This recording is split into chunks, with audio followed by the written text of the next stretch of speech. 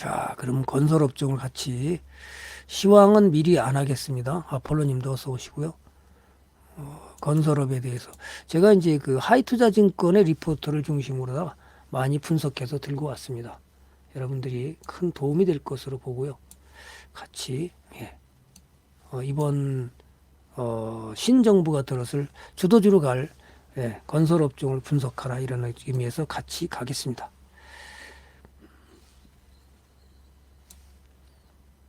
자, 첫 번째 이제 뭐냐면 건설주의 업황 현황을 같이 보면 어떻게 지금 되고 있는지 아마 조금은 이해가 갈 거예요.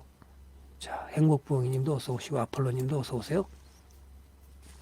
국내 주식시장은 주택시장의 환경은 그동안에 그 문정부가 들어와서 집값이 너무 뛰는 바람에 상당히 어려움을 겪고 자 이걸 어떻게 풀어나갈 것이냐.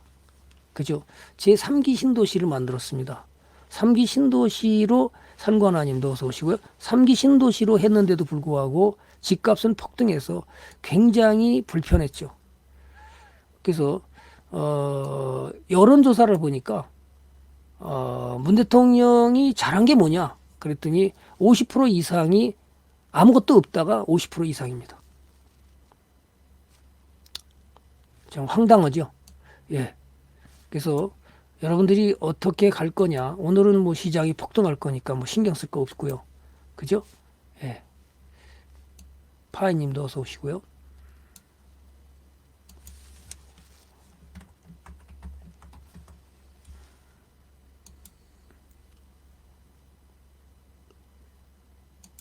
자, 그 다음에 그동안 떨어진 것들도 많이 반등을 해줄 것으로 보고요.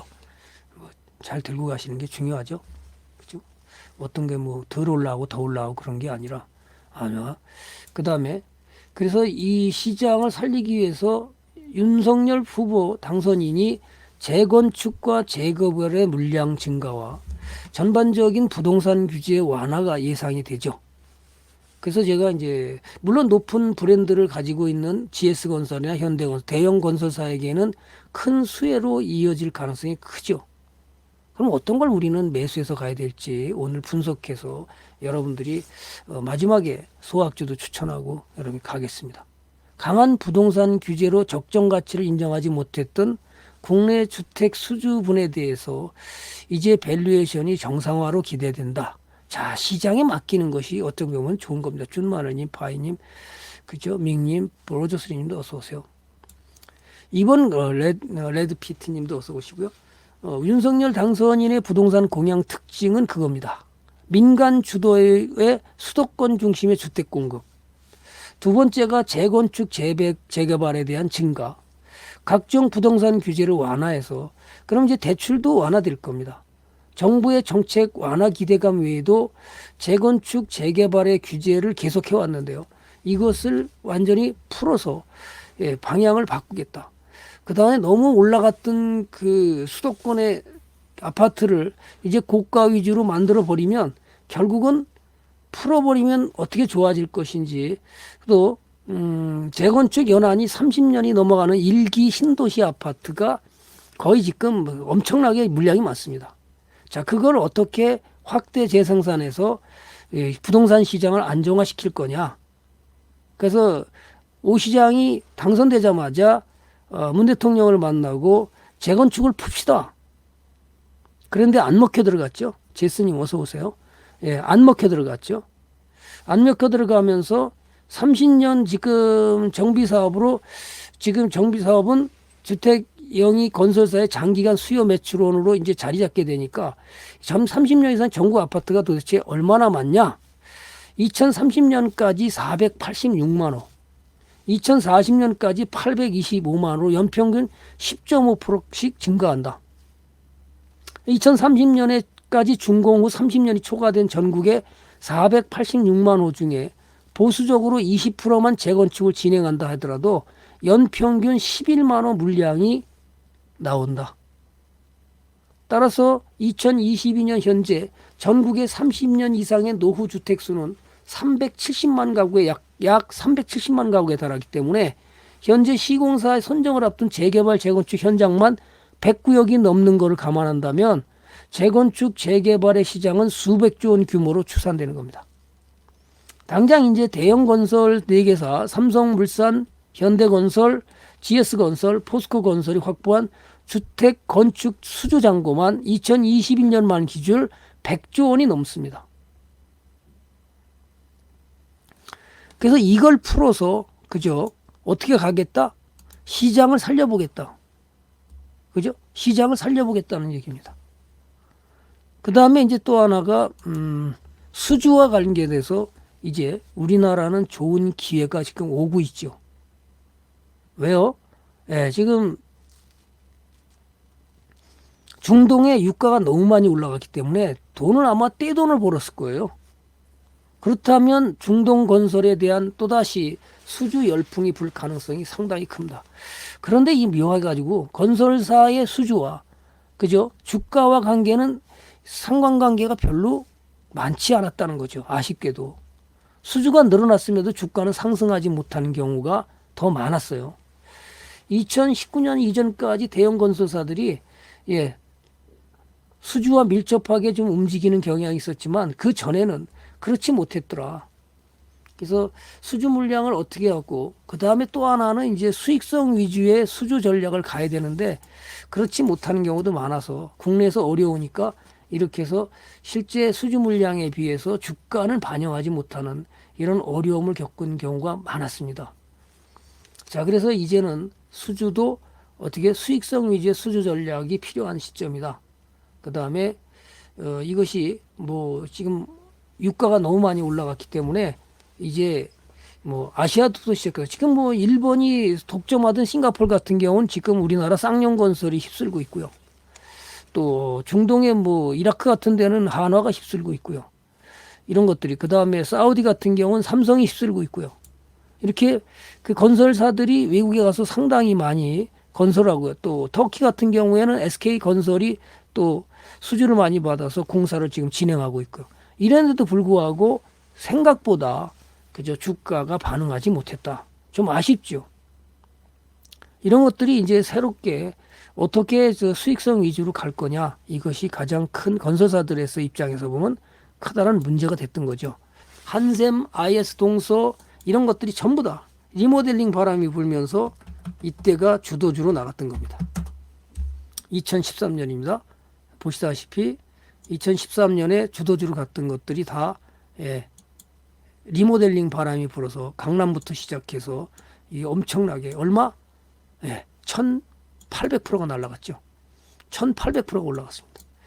자, 이것이 자, 그러면 이제 어떻게 될 거냐? 건설 위쪽으로도 문제가 되는 거고, 재개발, 재건축으로 인해서 얼마나 이게 수요 공급에서 영향을 줘서 이제 주택 공급에 그죠? 주택 가격 상승을 갖다 얼마나 완화시켜 줄 것이냐, 이게 핵심이 되겠죠. 그래서 이 부동산 정책 비결을 제가 이렇게 가져왔는데요. 262만 호 3기 신도시를 만드는 거죠. 그 다음에 재건축 재개발은 그죠? 이 거의 정부 주도로 한 거고요. 그 다음에 윤석열 정부 당선인은 이제 250만 호 이상을 민간 주도용으로 해서 이제 서울과 재건축 재개발을 통해서 수도권도 공급을 하겠다. 이렇게. 그래서 안전지단을 재건축의 안전기준을 강화시켜서 초과이익 환수제를 적용했지만 이제 완화시키겠다는 겁니다. 전부 다. 재건축 기준 완화, 초과이익 환수제도 완화, 그래서 재건축 재개발의 대상을 확정시키게 돼. 이걸 완화시키지 않으면 남는 게 없으니까 나부터도 내가 내 집이 재개발이나 재건축될 때 돈 남는 게 없으면 하겠습니까? 그죠? 안 하죠. 그러면 물량이 없으니까 택지 공급이 안 되니까 결국 택지 공급을 확대시키기 위해서 할 수 없이 완화시키는 정책으로 가는 겁니다. 자, 과도한 기부 체납을 방지하고요. 구den딩님도 어서 오시고요. 투기과열 지구로다가 이렇게 해놨었는데 지금은 생애 최초 저기는 80%까지 완화시켜주겠다. 이제 집을 살 수 있는 길을 만들어주겠다. 이렇게 된 거고요. 이제 세제도 역시 이 기준시가를 2020년대까지 뒤로 그죠? 올린 가격을 내려서 양도세, 부동산 보유세 이런 것들을 지금 뭐죠? 완화시켜 주겠다. 세금을 많이 걷었으니까 또 완화시켜 주겠다는 겁니다. 자, 이러면 중산층이 살아갈 수 있는 길도 좀 늘어날 수도 있다라고 저는 봅니다. 그동안에 중산층들이 더 돈을 벌어서 노후를 보장할 수 있는 길을 만들어야 되는데 상당히 돈 많은 사람은 더 부자가 됐고요. 그죠?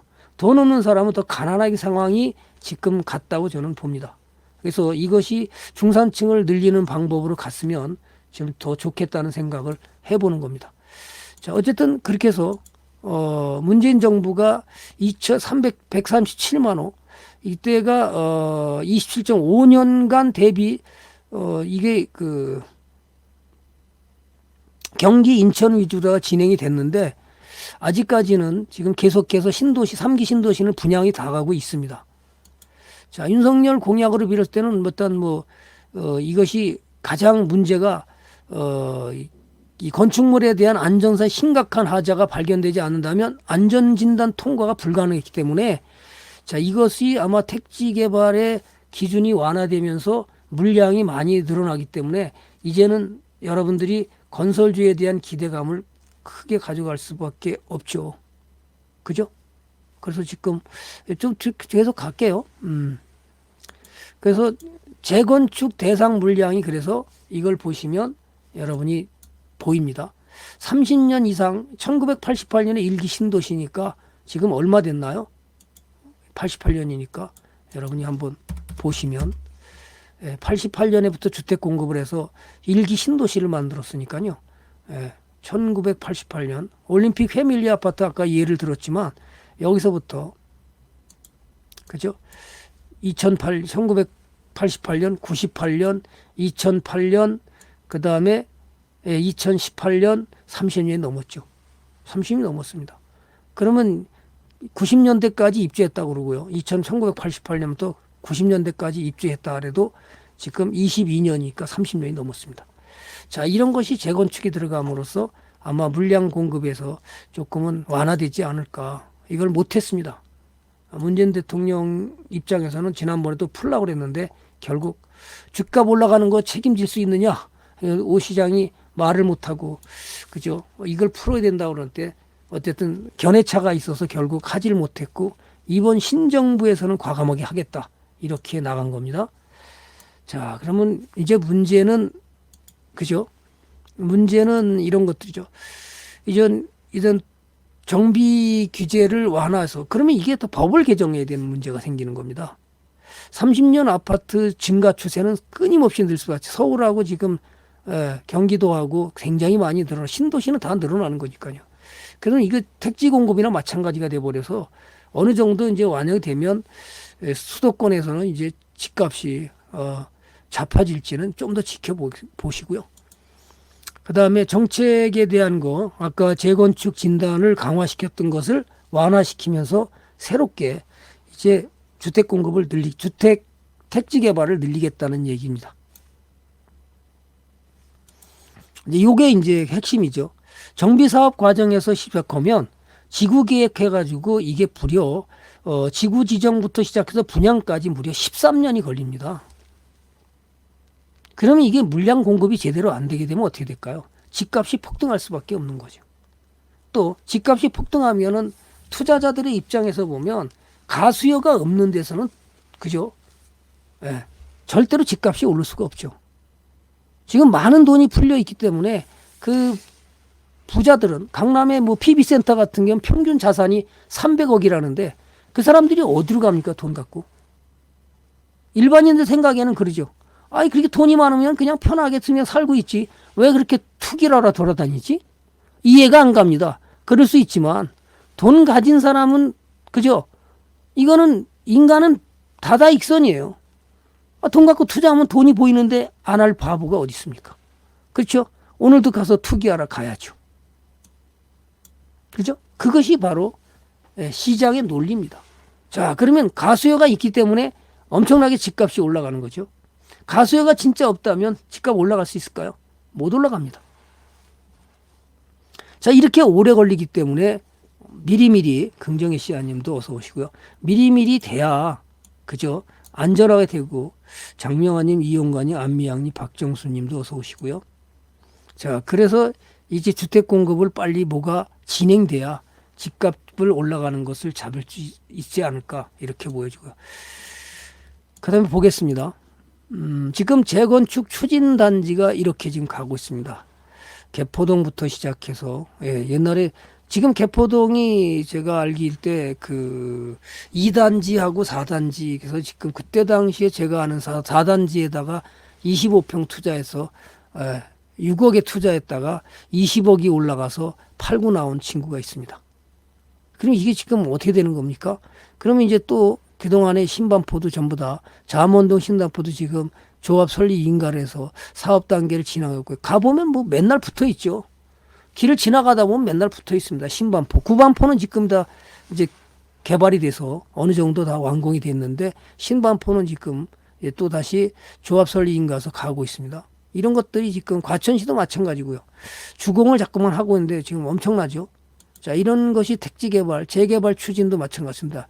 미아동, 우리가 대표적인 그 유명한 그 목사님 그쪽에도 역시 이것이 재건축 추진단지로 그 교회가 들어가서 싸움이 벌어진 거죠. 마찬가지로 지금 이 한남 4구역도 제가 아는 보강동에다가 벌써 2006년인가요? 6년에 17억에 샀는데 지금 얼마 가는지 모르겠어요. 3층짜리 단독주택을 샀는데 지금은 아마 훨씬 더 많이 몇십억 가겠죠. 제가 알기로는 아마 그때 17억 샀으니까 지금은 아마 더블해서 아마 30억은 넘어가지 않을까. 이때 그때 당시에 보강동에 한남 4구역으로다가 그 친구가 주택을 3층짜리 산 적이 있습니다. 자, 이런 것들이 뭐냐면 지금 이게 풀어져야 뭔가가 그죠? 주택 공급이 돼서 완화가 됐지 가격이 좀 정상적으로 돌아가지 않을까 이렇게 보여지는 건데 좀 더 지켜보세요. 쌀보리님도 어서 오시고요. 자, 그 다음에 건설업종의 영업이익 추정치는 어떻게 변하는가 이런 것을 보면서 자, 그동안에는 좋질 않았죠. 꿀보리님도 어서 오시고요. 현대건설이 현재는 뭐 압도적으로 1위입니다. IS동서, 대우건설, 삼성물산, 금호건설, GS건설, 코런글로벌, 삼성엔진은 갈라. 요거는 좀 달라요. 대외 수주가 많은 거고요. 국내 아파트 건설은 삼성물산이 하지 얘는 주로 잘 안 합니다. 그죠? 그럼 지금 IS동서가 오늘도 올라갔나요?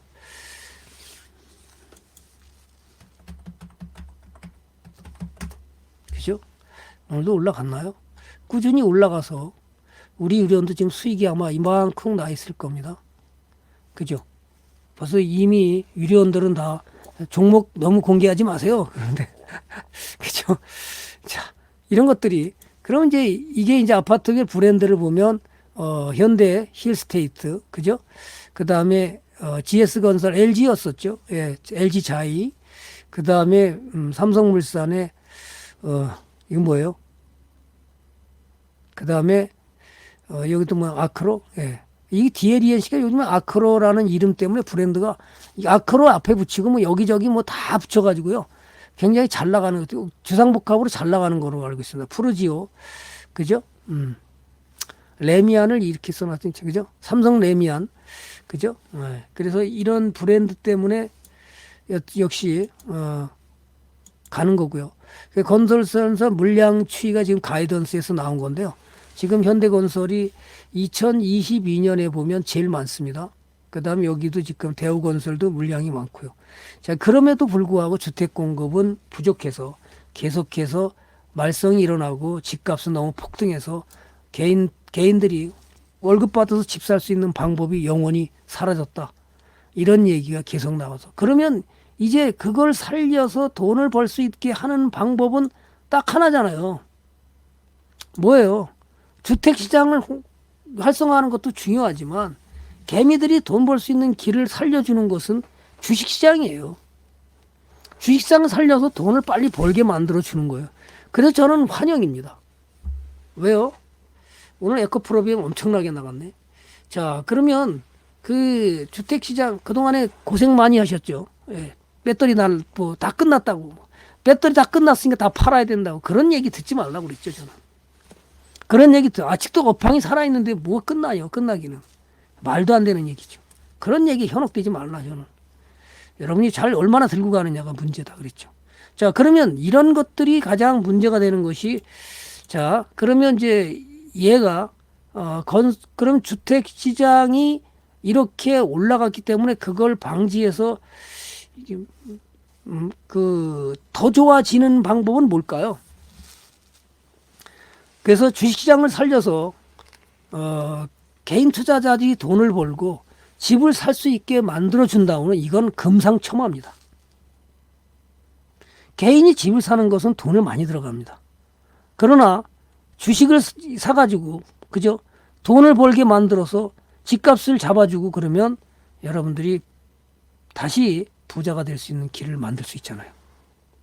그죠? 이걸 만들어줘야 되는 것이 정부가 해야 되는데 아직은 못했다는 거죠.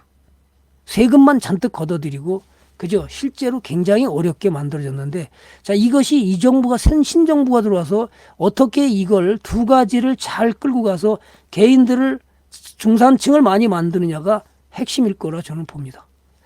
잘 됐으면 좋겠다는 건 뭐 변함이 없는 사실이죠. 자, 건설 외적 요인이 그럼 뭐가 문제가 되느냐? 이제 원재료 가격이 너무 글씨가 큰가요?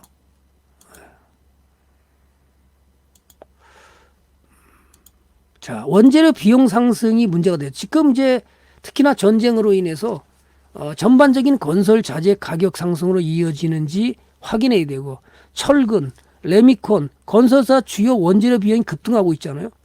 철근, 레미콘의 가격 상승은 결국 건설사 수익성에 큰 부담을 주는 거기 때문에 얼마나 자제를 해서 어떻게 낮춰서 가격을 잘 올라가지 않도록 이게 조정을 해주느냐.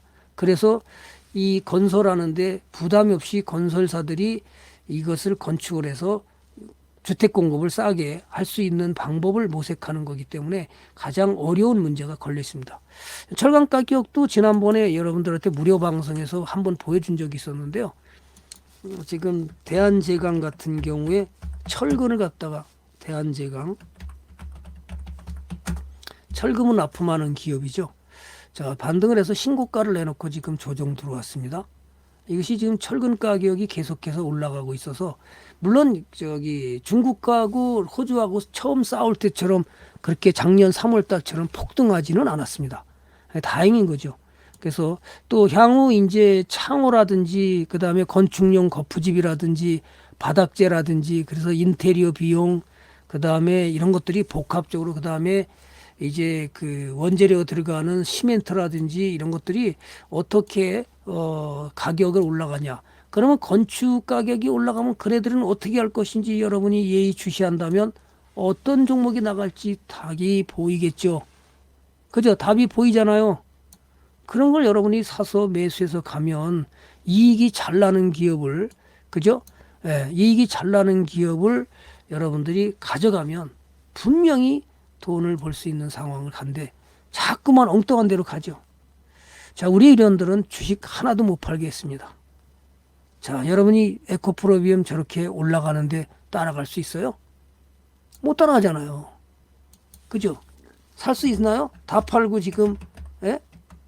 다 팔고 이렇게 들고 있다면 여러분이 살 수 있어요? 갑자기 7%가 올라갔는데요. 아유, 가다 말겠지. 나 안 사. 아직 시장이 안 좋다는데. 전쟁이 나서 끝났다는데. 이렇게 약세 마인드 같거나 비관적인 마인드 간 사람은 돈을 벌기가 쉽지 않다. 그죠? 쉽지 않죠. 이걸 들고 가야 여러분이 돈이 커지는 거예요. 뭐 다 끝났다고 다 잘라버린다고요? 그죠? 자, 다 끝났다고 다 잘라버린다고요? 저는 우리 이런들한테 함부로 손절하지 마라. 기다리면 좋은 일 벌어진다. 그죠? 기다리면 좋은 일 벌어진다. 아니, 왜 금리 올라가는데 주가가 올라갑니까? 기분 나쁘게. 금리 올라가면 떨어져야 되는 거 아니에요? 그죠? 어제도 뭐 종목을 우리 이런들, 자, 이제 매수할 자리입니다. 그랬더니 오늘 차, 기가 막히게 9% 넘어갔네. 9% 올라갔어요. 자, 그게 참 신기하다. 매수할 자리 타이밍이 왔습니다. 추가 매수하시죠? 9% 올라가 버렸어. 그죠? 이런 것이 바로 주식입니다. 주식. 자, 그러면 이제 건설 외적 요인들이 어떻게 갈 것이냐? 그러면 이게 뭐, 그 철근만 들어가나요? 철근, 시멘트, 그 다음에 인테리어의 바닥재, 건축자재 다 들어가야 되죠. 그 다음에 페인트. 어떻게 할 거예요? 여러분, 만약에 신정부가 들어서면서 이 건설주가 올라가면 여러분은 뭐 사서 들고 갈 거예요? 그죠? 명확한 기준이 있어야 되잖아요. 주도주로 갈 거라고 제가 분명히 예상을 하는데 여러분들은 어떤 종목을 사서 들고 갈 것이냐. 그게 제가 오늘 강의하는 거 핵심은 그거잖아요. 어떤 주식을 주도주로 사서 돈을 벌 것이냐가 중요한 것이지. 그죠? 우리가 뭐 지금 아파트 사러 갈 겁니까? 주식쟁이니까 주식을 사야 되잖아요. 자, 그런 문제에서 이런 건설사들이 철근, 레미콘, 시멘트가 들어가야 되니까 거푸집, 건축용 거푸집, 창호, 바닥재 이런 것들이 어떻게 건축과 관계해서 어떻게 재료비가 영업이익 비용의 20, 30%를 차지하는데 이제 두 번째 차지하는 비용이 그럼 뭘까요? 바로 외주비. 그죠? 외주비. 하도급 업체 지불하는 외주비가 문제가 되는 겁니다. 하도급. 보통 하도급을 많이 줘. 시행사와 시공사가 있습니다. 그렇죠? 시행사가 있고 시공사가 많습니다. 그죠? 예를 들어서 건설을 하게 되면 아파트 부지를 살 때 보통 시행사가 아파트 부지를 매수합니다. 매수해서 차익을 남기고 시공사에 넘기는 경우도 있고요. 반대로 또 시공사에서 어떻게 해요? 또 외주를 서 하도급체에 넘기는 경우 있고요. 자, 아파트 부지를 갖다가 사가지고요. 시행사가 팔고 수익만 챙기는 경우도 있지만 또 공동으로 시공을 하는 경우도 있습니다. 시행사들은 솔직한 얘기로 돈이 별로 없어요. 여러분이 거기에 잘 모르겠지만 시행사들은 돈이 별로 없는 회사들이 많아요. 그 사람들은 땅을 갖다가 매입하고 그죠? 시공사를 결정을 해서 이제 유명 브랜드의 시공사를 걸어들이면 어떻게 되죠? 돈을 엄청나게 벌거든요. 순식간에 진짜 엄청난 돈을 법니다. 그래서 시행사들은 돈이 없지만 시공사들은 과거에도 저도 우리 이제 후배가 건축을 하는데 아파트 부지로 편입이 돼서 이제 매입이 들어갔는데 계약금, 중도금, 잔금을 줄 거를 안 줍니다. 계약금 주고 중도금, 잔금 줄 날짜가 지났는데도 안 줘요. 그러니까 저한테 전화가 왔어요. 선배님, 이거 큰일 났습니다. 왜? 그랬더니 아니 지금 계약금, 중도금, 잔금 그래서 계약금만 주고는 아니 돈을 안 줘요. 당연히 그거 지금 시공사다 못 팔았겠지. 시공사에 팔아야 되는데 시행사가 팔지는 못하고 지금 끙끙대다가 돈이 부족하니까 안 줬겠지. 그랬더니 어떻게 해야 돼? 받아내요. 받아내는 방법은 나는 알고 있지. 그래서 제가 한번 코치를 해가지고 받아낸 적이 있습니다.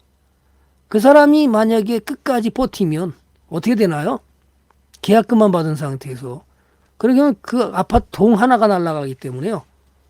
불과 27평뿐이 안 되는데도 불구하고 동 하나가 날아갑니다.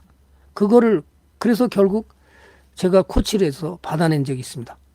아주 중요한 건 뭐죠? 그래서 시행사들은 돈이 없다는 거예요. 대체적으로. 자기네들은 그걸 그저 계약을 해서 재개발도 마찬가지입니다. 열심히 동의받아 갖고 있죠. 시행사들은 돈이 별로 없어. 시공사를 갖다 그저 땅을 갖다 팔고 이제 본격적으로 브랜드가 좋아야 일단 아파트 분양이 잘 되니까. 그럼 이런 하도급 비용들을 어떻게 감당할 거냐?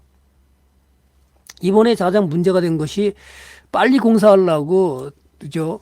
현대산업개발의 그 광주 사건이 터지면서 상당히 중대재해법 발효하고 이게 안전비용 투자가 이제 어떻게 될 것이냐가 굉장히 또 문제가 됐죠.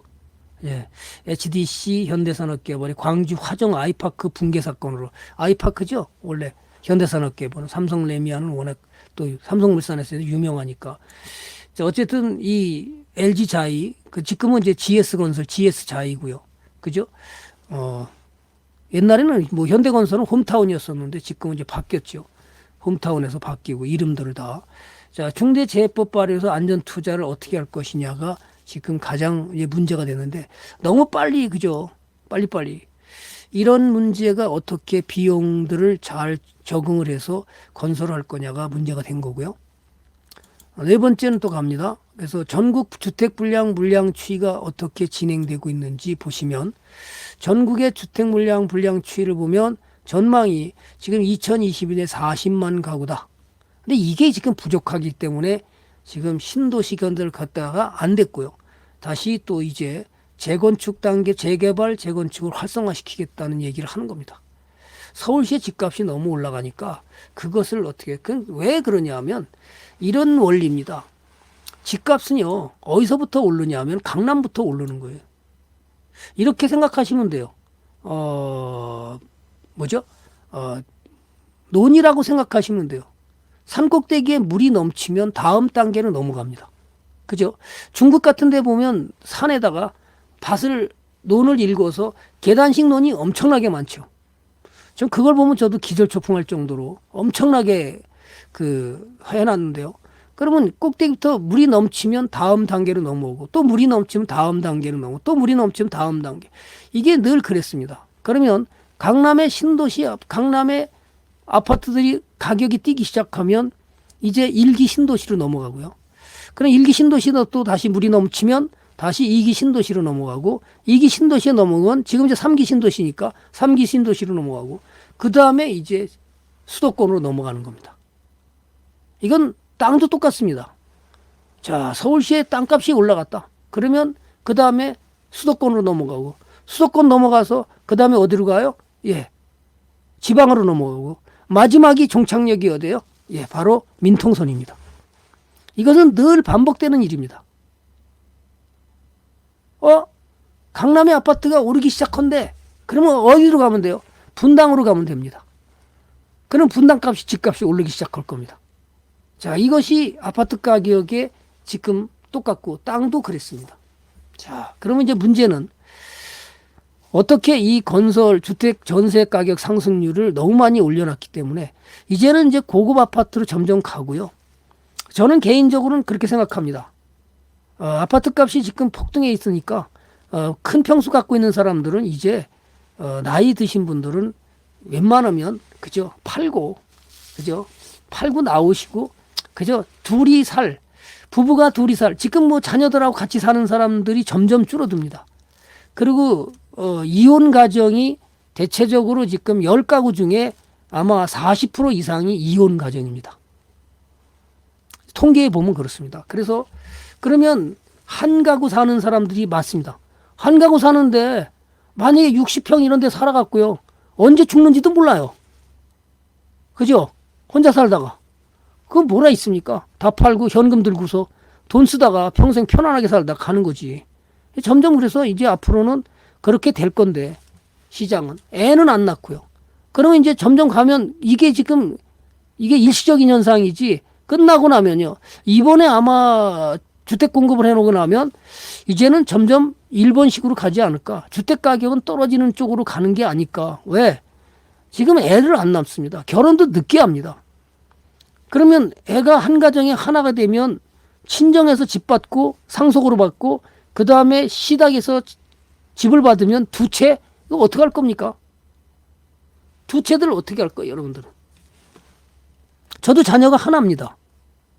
아들 녀석 하나인데, 그러면 친정에서 결혼하게 되면 친정에서 받고 시댁에서 받으면 집 두 채 다 뭐합니까? 그거 다 전세 물량이 다 나오나요? 사람은 점점 인구가 줄고 있어요. 젊은 세대가. 심각하죠. 이걸 생각해야지 무조건 집값이 올라가니까 사가지고 저쪽으로 가서 그저 큰 집 사갖고 있다? 나중에는 점점 지금 어느 정도 이제 공급이 되고 나면 이제는 여러분들은 비싼 집을 팔고 편안하게 살다 갈 수 있는 집. 그 다음에 나이가 먹으면 가장 중요한 게 뭐죠? 병원을 자주 가야 되니까 병원이 편하게 갈 수 있는 곳을 찾아서 여러분이 살 수 있는 길을 만드는 것이 바람직하지 않을까. 저 생각은 그렇습니다. 제 생각이니까 여러분의 견해하고 틀릴 수도 있습니다. 그죠? 자, 그 다음에 그러면 건설주의 투자 전략. 오늘 일찍 끝낼 수도 있으니까 여러분 또 오해하지는 마세요. 전체적으로 다 분석을 해준 거니까. 그 다음에 전국 물 분양을 했고요. 그러면 건설주의 투자 전략은 어떻게 할 것이냐. 여러분들이 핵심은 그겁니다. 건설업종 투자 시에 중요시하는 것은 물론 공약은 이렇게 됐습니다. 건설업종 전반적으로 우호적인 환경이 조성되는 거기 때문에 이제는 또 해외 수익성 위주의 해외 수주 전략, 원가율 개선이 이루어지고 장기적으로는 막대한 현금성 자산을 바탕으로 환경 처리 신재생 에너지 쪽으로 사업을 건설사들이 매출을 다각화하는 기능을 지금 가고 있습니다. 잠시 후에 보면 2020년 3월 기준으로 커버리지 합산 PB가 0.84배 건설업종 기준입니다. 또 2015년의 밸류에이션과 유사하지만 2020년 그만큼 건설회사가 못 올라갔다는 거예요. 저평가됐다는 거예요. 잠시 후에 이제 보게 되겠지만 단기적으로 부동산 규제 완화 기대감으로 대형 건설사 업종들이 건설사들이 수혜를 볼 가능성이 크죠. 그죠? 또 그러면 이 건설 투자하면서 우리가 중요시해야 되는 것은 투자 시에 건설업종은 항상 부채 비율이 많은 기업들이 많습니다. 그래서 자기 자본 이익률이 함께 높아지는지와 미분양으로 인해서 재고재산이 증가하는지 함께 살펴봐야 그 다음에 재고재산과 영업상 현금 흐름이 적자인지 흑자인지를 함께 살펴봐야 여러분이 건설주를 샀는데 부도 위험이 있다. 감자 가능성이 높다. 그럼 사지 말아야 되잖아요. 이런 걸 볼 줄 모르면 공부를 해야 됩니다. 그죠? 근데 이런 걸 안 봐요. 투자자들이. 그냥 추천주라고 그러면 그냥 무조건 삽니다. 그게 뭔지도 모르고요. 재무 분석이요? 그런 거 어떻게 하는 건데요? 공부 안 합니다. 공부하라 그러면 뭐라 그러죠? 너나 하세요. 나는 종목만 주세요. 그 종목만 주면 다 부자 될까요? 참지 못해서 안 되는 게 굉장히 많아요. 자, 그러면 여러분들은 어떻게 해야 돼요? 반드시 공부를 해서 이 기본 건설사의 부채 비율이 많은 기업들은 반드시 뭐죠? 미분양으로 인해서 재고 재산이 엄청나게 증가하고 있는지 영업상 현금 흐름은 적자인지 흑자인지를 살펴보는 것은 굉장히 중요하다. 그걸 모르면 공부하러 오시기 바랍니다. 자, 그 다음에 그러면 투자할 만한 건설회사는 어떤 것들이 있나? 그죠? 가서 그 전에 건설업종을 이렇게 제시하는 이유는 뭐죠? 무게를 주고 윤석열 당선인이 이미 주택시장의 규제 완화를 공약했고 이제 5월 10일이면 대통령으로 이제 재직을 하게 됩니다. 자, 용산이냐 광화문이냐는 뭐 중요한 건 아니고요. 그죠? 어쨌든 청와대는 안 들어간다고 그랬고 청와대는 공개를 해서 국민들이 자유롭게 들라들 수 있도록 만들겠다고 그랬습니다. 뭐 그건 중요한 게 아니고 이렇게 해서 막대한 건설에서 돈을 벌면 환경 처리나 신재생 에너지 쪽으로 진출하면서 사업이 지금 다각화하고 있습니다. 뒤에 또 보겠습니다. 그러면 대형 건설사의 주가는 수주 규모와 연동해서 가야 되는데 그렇지 못했다는 거고요. 또 수주와 관계없이 못 갔습니다. 그 예를 하나 들어볼까요? 자, SK건설인가요? SK건설인가? 왜 안 나오냐? 이름을 바꿨나? 자, 그다음에 그 건설을 지금 수주받아서 지금 엄청난 일을 벌리고 있죠. SK건설이. 자, 이런 것들이 해외 수주와는 관계없이 또 그동안에 굉장히 힘들었던 것이 삼성 엔지니어링입니다.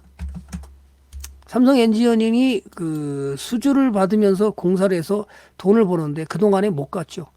이때가 2015년에 상당히 자본 잠식, 전액 자본 잠식이 돼서 2006 권대락 이때가 뭐를 했냐면 그 이재용 부회장이 3천억을 갖다가 삼성 SDS를 팔아다가 주식을 팔아다가 유상증자에 참여한 겁니다. 그래서 이제 몇 년 동안 1년, 2년, 3년, 4년, 5년 동안 못 갔습니다. 그럼 이런 건설사들은 만약에 해외 수주 공사하는 사람들은 이게 자본 잠식이 돼도 감자를 못 하는 겁니다. 여러분이 감자를 하게 되면 어떤 일이 벌어지죠? 자본금이 작아지죠. 그죠? 자본금이 작아지는 회사를 만약에 수주를 받으려고 다른 회사에 입찰을 했다고 가정하자고요. 지지님, 의원님도 어서 오시고요. 박정수님도 어서 오시고요. 그러면 이게 여러분들이 자본을 잠식됐다고 해서 자본을 감소해서 조그만 회사가 돼버리면 해외 가서 발주할 때 1조를 갖다가 플랜트 수출을 하는데 과연 수주받을 수 있을까요? 상대방 나라에서 야, 이런 자본금도 코딱지만한 회사를 누가 그저 1조를 갖다가 플랜트 수출을 갖다가 발주를 해주고 그러겠냐? 그러니까 삼성 이재용 부회장이 3천억을 갖다 투자해서 유상증자를 참여하는 겁니다. 결국 그래서 이렇게 못 갔어요. 2010년, 16년, 17년, 18년, 19년, 20년. 끊임없이 또 이걸 사가지고 그냥 돈 안 된다고 그래도 그저 제가 2015년부터 삼성 엔지니어링 사지 말라고 그러더니 죽어라 사가지고 여기까지 그냥 그저 돈 한 푼도 멀고 제가 징그럽게 들고 있었어요. 에휴. 아니 뭡니까 이거. 가지 말라고 그러면 재무 분석이 너무 안 좋아서 투자하지 말라고 그러면 또 죽어라 투자합니다. 개미들은 싸다고 이렇게 한번 못 가봐요. 몇 년 동안 1, 2, 3, 4, 5 그죠? 6년 동안 돈 한 푼도 못 벌어봐요. 거기다 개인 투자 특징이 뭐죠? 몰빵이잖아. 그죠? 개인 투자하는 특징이 뭐예요? 몰빵. 먹지도 못하면서 일단 몰빵합니다. 그래갖고 가서 그냥 몰빵했다가 6년 동안 돈 한 푼도 못 벌고 있다가 이제 가죠. 이제 갑니다. 그죠? 21년에 들어와서 올라간 겁니다. 아이고야. 그러니까 타이밍을 볼 줄 모르면 여러분들이 어떻게 해요? 몰빵하면 안 되잖아요. 아유 500만 원만 사놓으면 되는데 그냥 거기다가 그냥 5억을 질러버리면 어떻게 될까요? 5년 동안 6년 동안 돈 한 푼도 못 벌고 그냥 손가락만 빨고 있는 거예요. 그렇게 하실래요? 공부 안 하면 안 돼요. 무조건 공부하셔야 됩니다. 여러분도. 저 혼자 공부한다고 되는 게 아니에요. 같이 공부해야 똑같은 종목을 추천하더라도 나는 이상하게 사는 것마다 그죠? 안 가는 종목만 사. 어떤 사람은 추천할 때 자기도 공부했기 때문에 이 종목이 갈 것 높다. 그럼 그거 샀더니 비싸더라도 그거 샀더니 그게 더 나가서 수익이 커지고 어떤 사람은 마이너스로 가 있어요. 실제로 그렇습니다. 그래서 제 방에 온다고 다 제가 떼돈을 벌어주는 거 아닙니다. 그죠? 같이 공부했을 때 수익 구조가 커지는 거예요. 그러면 하나씩 또 보겠습니다. 삼성물산을 GS건설을 먼저 볼까요? 그러면 이 건설업종에 이 무게중심을 두는 이유는 뭐죠? 이렇게 구조가 바뀌고 신정부가 들어와서 또 저평가돼 있고 신정부가 들어와서 뭔가가 그죠? 이 건설 공약을 하면서 이제 좋은 일이 벌어질 가능성이 굉장히 커졌다는 거죠. 그래서 주도주로 갈 가능성은 더더욱 커졌다. 그럼 하나씩 보겠습니다. 이 현대건설이 힐스테이트인가요? GS건설은 전에는 그 홈타운이었었는데 이름을 바꿔서 그럼 GS건설은 도대체 어떤가? 기업 내용을 보면 브랜드는 뭐 그죠? LG자이였다가 이제 이름을 바꿔서 브랜드가 자이로 바뀌었죠. 신정부의 중장기 주택 공급, 재개발, 재건축 등으로 동반된다면 이것이 의미 있는 리레이팅이 될 가능성이 크죠. 또 국내에서는 그래도 LG자이, 다시 말해서 지금은 GS자이죠. GS자이가 인기가 있기 때문에 분양이 굉장히 잘 되고 있고요. 업종 이렇게 각종 안전 이슈, 지금은 이제 건설에서 지난번에 아이파크에서 안전 이슈가 터졌지만 원자재 가격 지금 전쟁으로 인해서 원자재 가격이 상승으로 해서 이익 저하 가능성이 우려가 되는데 어쨌든 신도시 맛이 새롭게 재건축 재보게 되면 이것은 다 기업이 원가를 다 부담시키면서 가는 거기 때문에 뭐 나쁘지는 않을 것으로 보고요. 또 현재 이 GS건설은 수처리 시설 운영, GS 이니마라고 그런가요? 또 유럽 모듈러 주택 신사업 확장을 가속화하고 있고요. 신사업 매출 비중은 2021년에 8.6%였습니다. 근데 2025년에는 10%로 아마 상승할 예정이다. 이렇게 얘기하고 있습니다. 그래서 이 GS 자이는 아파트뿐만 아니라 지금은 이제 지난번에도 폐배터리 재활용 사업에 건설을 하는 그때 누구하고 그랬더라? 포스코 케미칼인가요? 그래서 울산에다가 이 폐배터리 재활용 사업에 추진하고 있습니다. 이 GS건설이.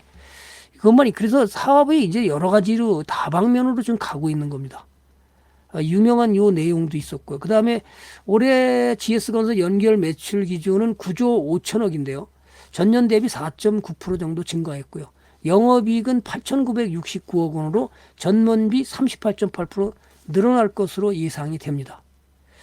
그래서 이데일리 리포트 장 연구원은 주택 건축 부문 원가율 상승 요소가 존재하지만 매출 증가와 지난해 대비 플랜트 부문의 일회성 비용 축소 등이 이익 개선이 될 것이다. 이렇게 예측하고 있습니다. GS건설을 한번 보겠습니다.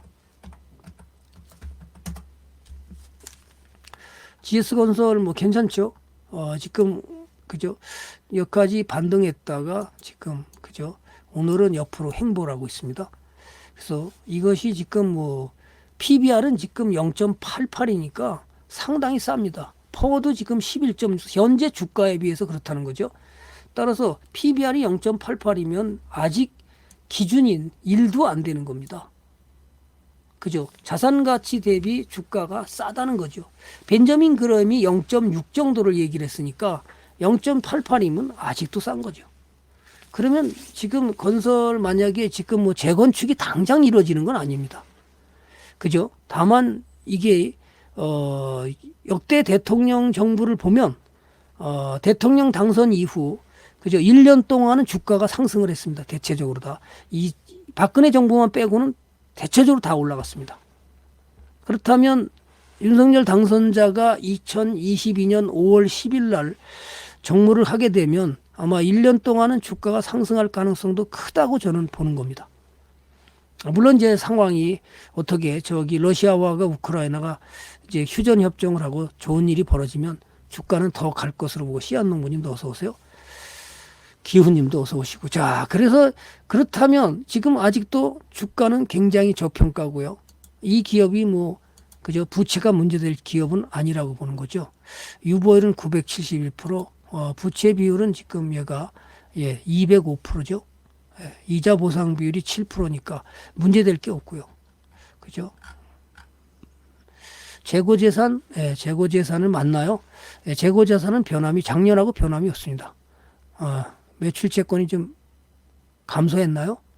매출채권은 어떻게 됐나요? 매출채권은 작년하고 뭐 비슷합니다. 얘는 재고재산하고 매출채권은 비슷하고요. 그래서 현금 흐름도 나쁘지 않고 그래서 기업은 괜찮은 기업입니다.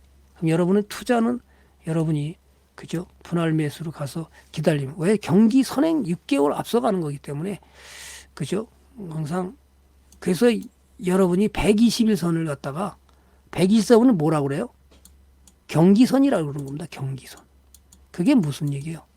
주가는 경기에 6개월을 앞서간다 그런 얘기입니다. 이걸 제대로 모르는 사람들도 많아요. 전문가도 막 그죠? 몰라가지고 뭐 9개월이니 뭐 10개월이니 뭐 어떤 뭐 1년이니 헛소리 하는데요. 다 이게 뭐냐면 경기선이 120선이 경기선이거든요. 경기선이라는 게 뭐예요? 경기에 앞서 6개월 선행한다 주가는 그런 얘기입니다. 기본이잖아요. 이런 것들을 여러분들이 알고 가야 되는 거고요. 또 이렇게 해서 차트를 봤으니까 이 종목이 어떻게 될지 보는 거고요. 자, 그 다음에 두 번째 종목으로는 현대건설입니다. 두 번째 종목 갑니다.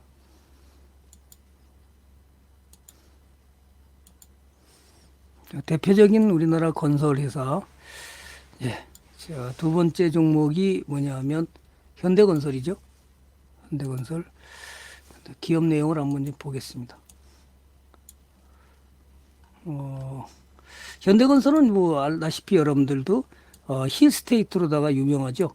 2022년 가이던스는 3,405세대 정도를 달성한다면 국내 분양 물량 중에 12% 점유율을 차지한다고 그러는데요.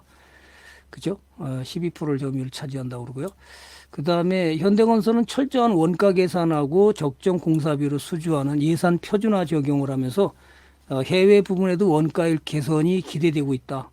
그래서 2022년 기준 해외 분에서 적용 공사는 BMS 적용 공사는 95% 전년 대비 86% 정도 대비 아마 9% 정도가 증가하지 않을까 이렇게 예상을 하고 있고요. 또 플랜트 전력 토목 매출 총이익은 8.1% 정도 증가할 것이다 이렇게 예상하고 있습니다. 또 이제 이게 그 현대가 또 국내 해상 풍력 개화에 맞춰서 현대건설과 자회사 현대스틸산업이 기업 가치 증대가 예상이 되고요. 또 2030년까지 뭐죠? 이 해상 풍력에 대한 목표를 수주분해 하부 구조, 상부 구조 구조물 설치가 현대 스틸 산업이 전담하면서 아마 더 좋아질 것이다 이렇게 예측을 하고 있습니다. 또 2022년 매출액은 금년이죠. 아마 19.7조, 영업이익은 9,482억이 예상되면서 건설회사가 아직은 건설회사 현대도 지금 뭐 상당히 싸지요. 예, 현대 건설회사들이 전부 다 지금 주가가 쌉니다. 지금 뭐 PBR이 0.78, 아까 GS건설보다도 더 낮습니다. 그래서 오늘은 뭐 못 올라갔는데요. 그죠? 지금은 이제 추세 전환에서 반등하는 모습을 보이고 있고요. 그죠? 자, 우리 이벤트 하시니까, 그죠? 추세 전환에서 나가는 종목 보고 있고요. 또, 오늘 깜짝 이벤트를 해주신다니까 여러분들이, 제가 뭐 가는 길은 똑같습니다. 항상. 알다시피, 저는 뭐, 그죠? 이렇게 재무 분석을 잘 모르는 사람들, 그 다음에 기초가 부족한 사람들, 그죠? 이렇게 하는 사람들이 철저한 재무 분석도 저평가 가치주를 개발해서 여러분이 추세를 따라서 얼마까지 가냐? 예, 먹을 때까지 갑니다. 물론 이제 단기 급등 나가면 자르기도 하지만 보통은 이제 단기 급등 안 하는 종목들은 먹을 때까지 갑니다. 제 강의 시간은 그렇습니다. 오전 9시부터 11시까지 하고 2시부터 3시 반, 그때 저녁은 8시 반부터 10시까지 이렇게 계속해서 금요일 날만 없고 토요일하고 금요일만 없고요. 그 다음에 일요일 날 저녁에 또 강의가 있습니다. 토요일은 당연히 쉬고요. 자, 이렇게 해서 또 토요일을 안 썼다고 토요일은 당연히 없습니다.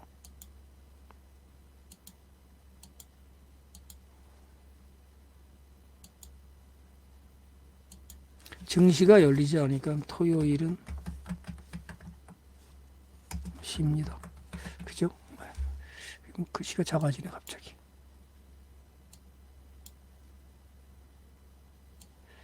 그래서 토요일은 쉬는 거고요. 뭐 이렇게 글씨가 작아졌네. 자, 이렇게 보시고요. 제가 가는 길은 똑같습니다. 여러분이 40강의를 제가 만든 것은 결국 기초 투자를 통해서 투자자들이 기본으로 내가 주식을 사가지고 망하지 않을 기업을 살 수 있다는 기존을 만드는 겁니다. 네. 그죠? 우동훈 님도 어서 오시고요. 제가 이거 40강의를 만든 이유는요, 투자자들로 하여금 기본을 익혀서 최소한도 종목으로 내서 깡통이나 부실 기업을 만지지 않게 만들기 위해서 만들었던 거고요. 그 다음에 추세 매매를 통해서 어느 정도 갈 것이냐, 그것이 40강의 주도주를 찾는 방법을 가르쳐줘서 이것을 어떻게 들고 갈 거냐, 그걸 강의하는 내용입니다. 여러분 참조하시고요. 그럼 현대건설 다시 갑니다.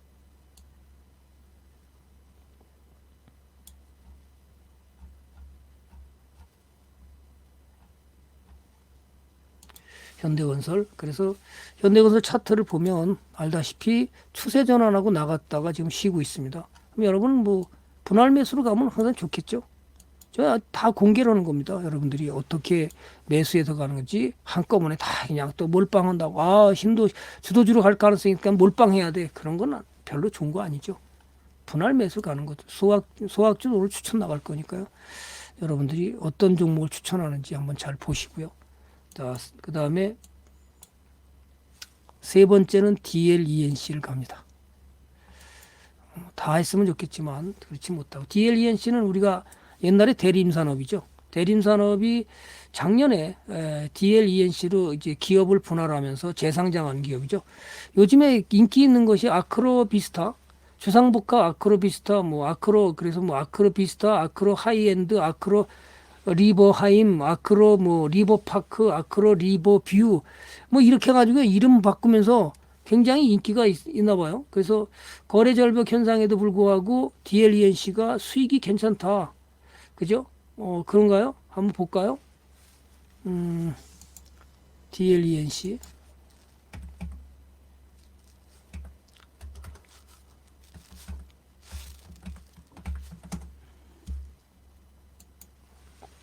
차트는 지금 뭐 이렇게 내도 저평가는 지금 나와 있지도 않죠.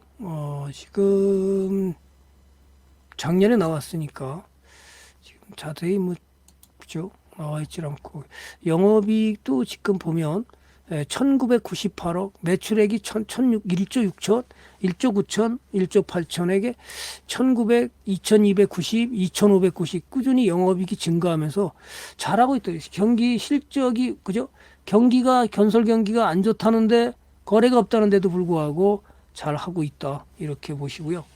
또 올해 수주 목표는 전년 대비 29% 늘어난 13조 6천억으로 사업부별로는 주택이 전년보다 90% 늘어났고요. 토목이 139% 늘었고 플랜트가 6%. 그래서 이것이 아마 올해 실적은 또 좋아지지 않을까. 또 정부의 이제 주택 공급 확대 기조하고 그다음에 국내 건설 투자 회복과 함께 신규 수주 증가가 기대되고 그다음에 풍부한 수주 잔고를 통해서 매출 성장이 예상이 된다. MS님도 어서 오시고요. 그러면 이제 또 재건축 재개발에 지금 허용돼서 빨리 그것이 법적으로 만약에 완화가 된다면 아마 또 수주를 더 받으면서 실적이 더 나아지지 않을까 이렇게 보여서 여러분들은 한꺼번에 사지만 마세요. 그죠? 그다음 현재 이 주가는 주가는 얼마나 싸냐? 현재 주가가 지금 PBR이 아마 0.2에서 0.3 정도로 나올 거예요. 그걸 어떻게 계산하냐 하면 여러분들이 당기순이익으로 계산하면 되는 겁니다. 자, 당기순이익이 지금 얼마죠? 예, 4,600억입니다. 4,600억의 시가총액이 얼마냐? 시총을 나누면, 그죠? 당기순이익 나누기 시총을 하게 되면 PBR이 나옵니다. 지금 아마 0.2에서 0.3 정도 될 것으로 예상이 되고요. 그래서 아직도 너무나 할인 싸다. 그죠? 너무 싸다. 여러분이 계산해 보면 돼요. 예. 그 다음에 전화를 못 받았네.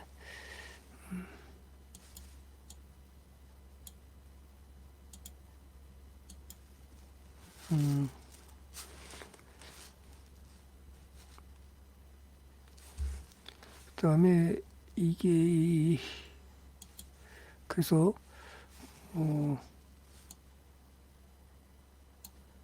지금 워낙 그 당기순이익 나누기 시총을 하게 되면 그 기업의 PBR이 나오는 겁니다.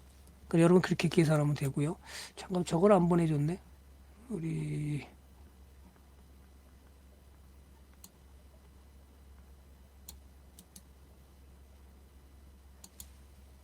방송 열심히 하다 보니까 보내주는 걸 잊어버렸습니다. 오늘 한전은 떨어졌네요. 그죠?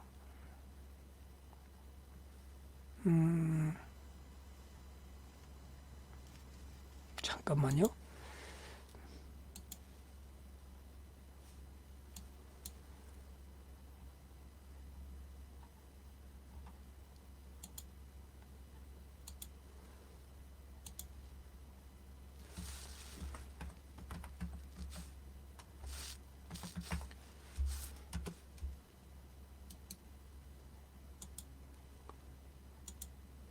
보내주질 않았고. 그 다음에 갑니다 또. 아이고, 참. 제정신이 아니네요. 열심히 하다 보니까 또 이것도 빼먹기도 하고. 그죠? 자, 그러면 또 갑니다. 그래서 이게 아마, 생각보다 DLENC가 돈을 잘 벌고 있어요. 생각보다 그 주상복합이 분양이 잘 되면서 돈을 잘 벌고 있다 이렇게 보시고요.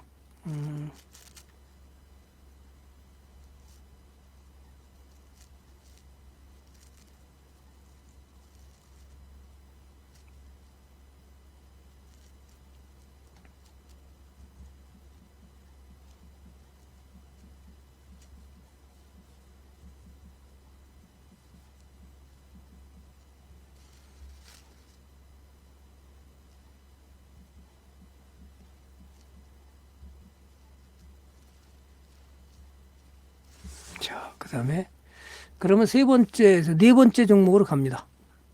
여기까지만 제가 하려고 그래요. 네 번째 종목이 삼성 엔지니어링인데요. 요건 좀 다릅니다. 그래서 화공, 비화공, 물론 이제 원전 건설에 수혜받을 수 있는 종목은 대우건설, 과거에 경험이 있던 건설이 대우건설, 그다음에 GS건설, 현대건설 이렇게 삼성물산 이런 기업들이 주로 이제 원전 건설의 수혜를 받을 가능성이 높고요. 아마 착공이 올해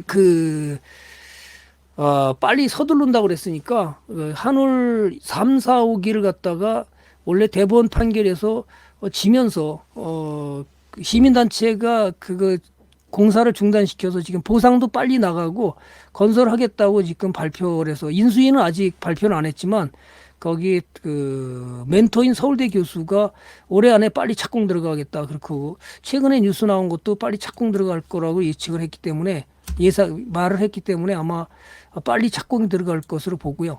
그렇다면 한울 그 3, 4, 5기가 건설되면 건설주에서는 당연히 수혜받을 가능성이 크죠. 그죠? 수혜받을 가능성이 큽니다. 그래서 여러분들은 그냥 분할 매수해서 그냥 들고 가면 돼요. 그죠? 그러면 이제 핵심이 그 GS건설, 현대건설, 그 다음에 삼성물산이 아마 과거에 그죠? 건설했던 우리나라에 총 24기가 원전이 있다는데요. 거기에 대해서 아마 건설 들어가면 또 수혜를 받을 가능성이 크기 때문에 그렇게 판단하시고요. 삼성 엔지니어링은 기업 내용이 우선 화공, 비화공 부문의 플랜트 엔지니어링 전문 기업입니다. 파이낸싱, 설계, 구매, 시공, 시운전 이런 것들이 이제 종합 솔루션을 제공하면서 이 기업이 정유, 그 다음에 석유화학, 가스, 철강 등의 화공 부분과 인프라, 발전, 수처리, 비화공 부분을 구분해서 뭐 사우디아라비아, 중국, 멕시코, 미국, 말레이시아, 인도, 태국, 카자흐스탄 이런 데서 현지 법원을 두고서 계속해서 이 플랜트를 건설하고 이런 기업이라서 2015년에는 일단 자본 잠식으로 상당히 어려움을 겪었죠. 그래서 이 부회장이 과감한 투자로 새롭게 태어난 겁니다. 그때 삼성 SDS를 주식을 팔아다가 3천억을 갖다가 유상증자에 참여했고요. 그렇게 해서 기업을 살렸다 이렇게 보시면 되고요.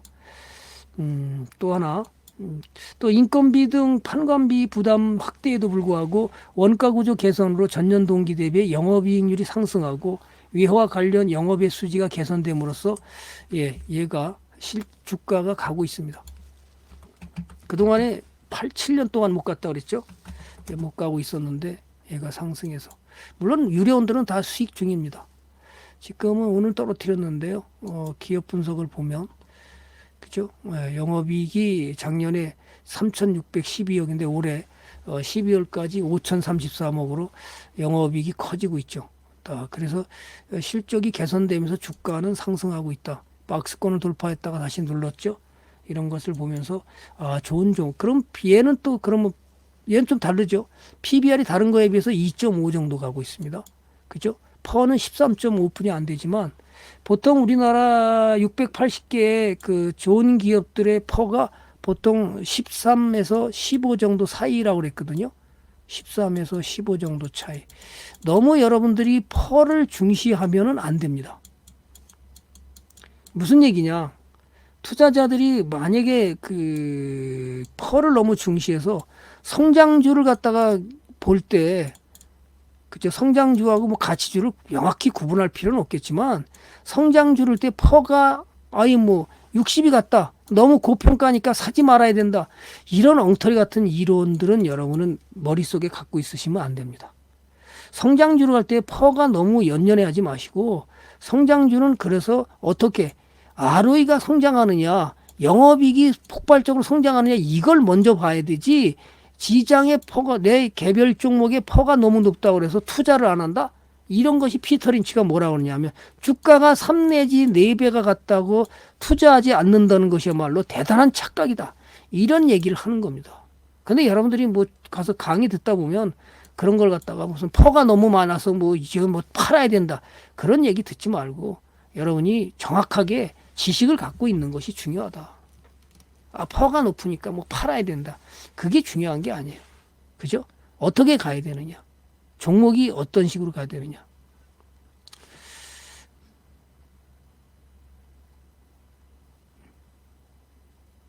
일머시기. 일머시기가 뭐예요? 잘 몰라요. 그죠? 일머시기에서 나갔어요? 네. 그 다음에 또 보겠습니다.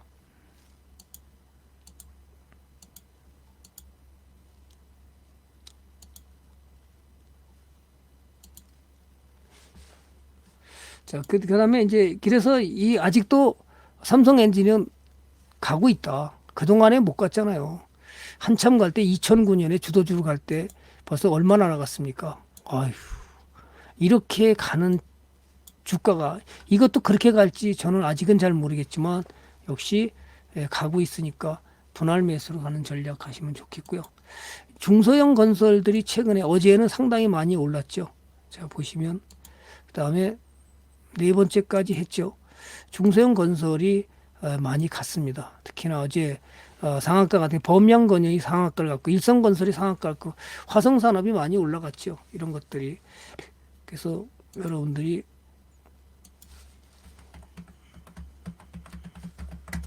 자, 화성산업 오늘 떨어뜨렸네요. 어제 뭐 일성건설이 상한가를 갔었고요.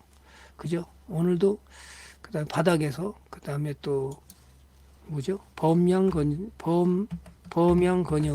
상한가를. 여러분이 이건 이제 기업들을 분석해서 정말 좋은 기업인지 아닌지 그죠? 분석을 해야 되는 겁니다. 괜찮은 건지 실적이 괜찮게 가는 기업인지 이거는 여러분이 스스로 분석해서 그죠? 분할 매수로 가면 좋을 것으로 봅니다. 그다음에 자, 건설업이 주도주로 갈 경우에 여러분들이 관심을 가져야 될 것은 건축 제품, 건축 자재, 그 다음에 시멘트, 인테리어, 전기 장비 이런 것들을 여러분들이 관심 갖고 있어 내가 사고 있는 기업이 어떻게 갈 것인지를 여러분이 관심 있게 들여다보고 그것을 분할 매수로 간다면 좋은 일이 벌어지지 않을까 이렇게 보고요. 또 지금 이제 건설사들이 새로운 신사업을 많이 가고 있습니다. GS건설은 폐기물 사업에 가서 지난번에 울산거덕을 건설하고 있고요. 그다음 폐배터리 가는 거죠. 신재생 산업으로 가고 있고요. 유돌 모든 수처리 시설, 뭐 수처리 시설 잘하는 기업은 두산중공업이 1등 기업입니다. 그래서 중동에는 물이 부족하기 때문에 바닷물 오염수를 갖다가 바닷물을 끌어들여서 이제 수처리 시설을 해가지고 어떻게 해요? 담수화 기업으로서는 최고 아닌가 싶어요. 두산중공업이. 그래서 담수화 시설을 잘하는데 얘는 또 수처리 전문 시설 또 이쪽으로 현대건설도 마찬가지입니다.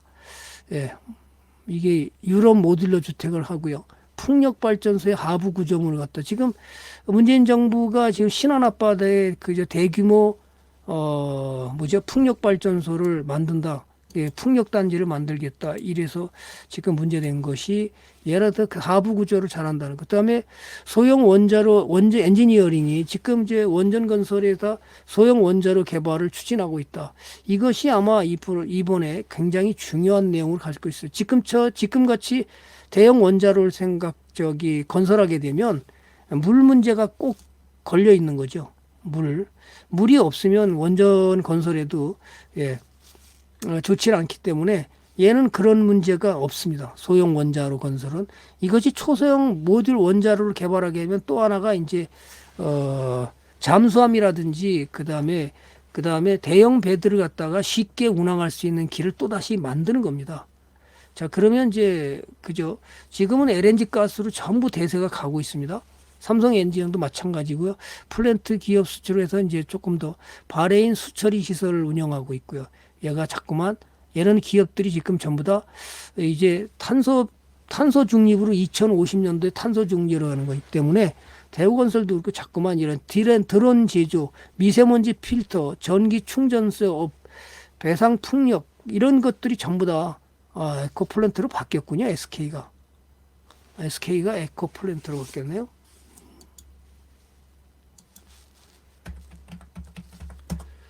예, 이건 아주 비상장 기업이죠. 그래서 비상장 기업인데 어쨌든 뭐 터키에다 지금 땅굴 파고 있으니까 그죠? 지하 도로 만드는 것 때문에 땅굴 판다 그러면 좀 이상하죠, 그죠? 어쨌든 잘 가고 있다. 그래서 우리는 이렇게 신사업을 가고 있는 거고요. 과거에 제가 추천했던 게 방송 나가서 못 갔습니다. 이게 당시에 건설이 지금 안 좋아서 출연해서 소롱 글로벌 갔었는데요.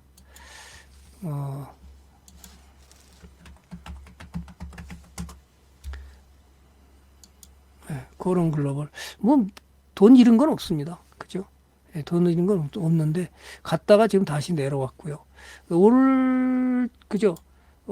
추천주 오늘 추천주에서 오늘 이제 빨리 좀 끝낼게요. 그래서 추천주 소확주를 갖다가 오늘 여러분들한테 제가 추천하고 싶은 종목이기 때문에 이제 투자는 뭘 여러분들이 그죠? 분할 매수로 본인에게 책임이 있기 때문에 항상 내가 추천했다고 해서 전부라고 생각하지 말고 그죠? 그걸 나눠서 사는 거. 그다음에 비중을 지키는 게 중요하고요. 분산 투자하는 것이 중요하다. 그다음에 분할 매수하는 것도 중요하다. 이렇게 생각하시고 참고 삼아서 여러분들이 관심을 갖고 한번 가담해 보면 괜찮지 않을까 이렇게 봅니다. 이 건설 토목 분야에서는 공공건축물하고 아파트, 도로, 택지 사업 조성 이런 그 택지 사업 조성하는 기업입니다. 소확주인데요. 또 환경 부분에서는 얘가 폐기물 처리하기 때문에 만약에 신도시의 그 30년 된 아파트를 갖다가 재개발, 재건축하게 되면 폐기물이 나오기 때문에 이런 기업들 폐기물 처리업을 영위하고 있습니다. 얘가 또 조달청의 발주공사하고 지자체 발주공사를 잘 하는 기업입니다.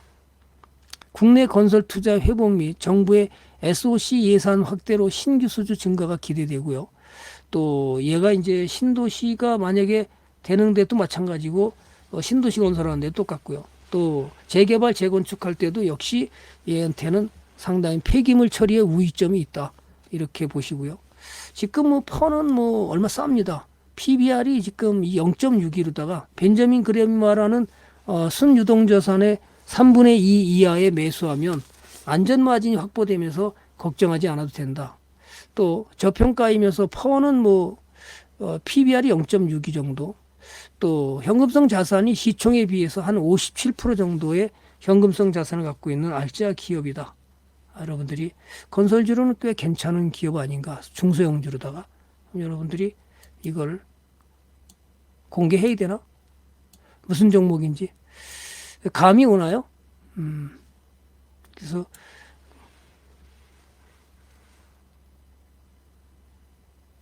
자 이거를 알려드렸는데 종목 공개해요, 운영자님? 공개하라 그러면 공개하고요. 아니면 이 정도만 하고 알아서 찾으라 그럴까요?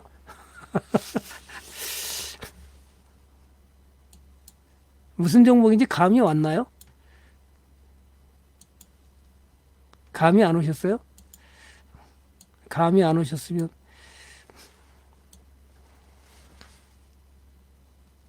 아, 88에서는 여기는 투구에서는 종료 직전에 채팅으로 공개한다고요. 그래서 하여튼 이거 잘 찾아보시면 금방 찾아내요. 그죠? 알려달래요. 알려달래. 우리 그래서 알려줄까요?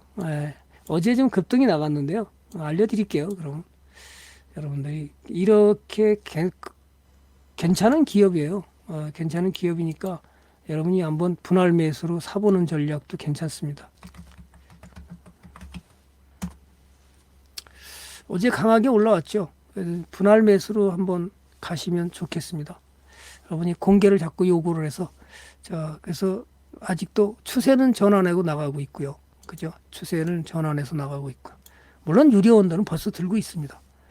그죠? 수익이 이만큼 났는데요. 빨리 산 사람들은 늦게 산 과거에 산 사람들은 못 나갔고 이게 그래서 분할 매수로 한번 접근해 보면 좋지 않을까.